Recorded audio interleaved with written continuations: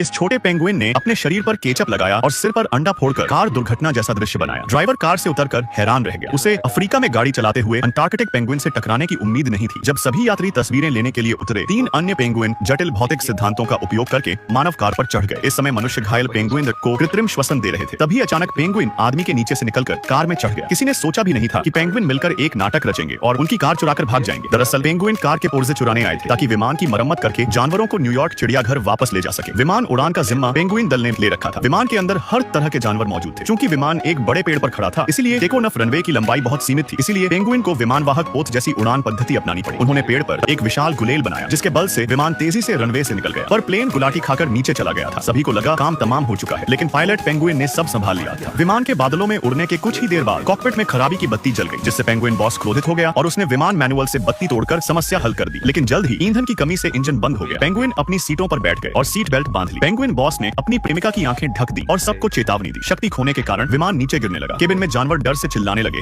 और अपने अंतिम शब्द कहने लगे। सारे जानवरों की सुसु निकल गई थी, जबकि दरियाई घोड़ा मजे से सो रहा था। सबकी मौत नजदीक थी, मगर जब विमान जमीन से टकराने वाला था, पेंगुइन बॉस ने जल्दी से आपातकालीन लैंडिंग का आदेश दिया। विमान जमीन पर फिसलता रहा। इस दौरान पंख और पूंछ टूट गए। केबिन एक खुली कार में बदल गई और फिर भी बंदर शांति से शतरंज खेलता रहे। जब विमान चट्टान के किनारे पहुंचा, पेंगुइनों ने अंतिम सुरक्षा उपकरण पैराशूट खोल दिया, जिससे विमान सुरक्षित नीचे उतरा गया था। सभी जानवर डर से कांप रहे थे, सिवाय दरियाई घोड़े की बहन के, जो अब भी नींद से जागी थी। भले ही विमान पूरी तरह नष्ट हो गया, जानवर न्यूयॉर्क के चिड़ियाघर के सफर पर चलते रहेंगे।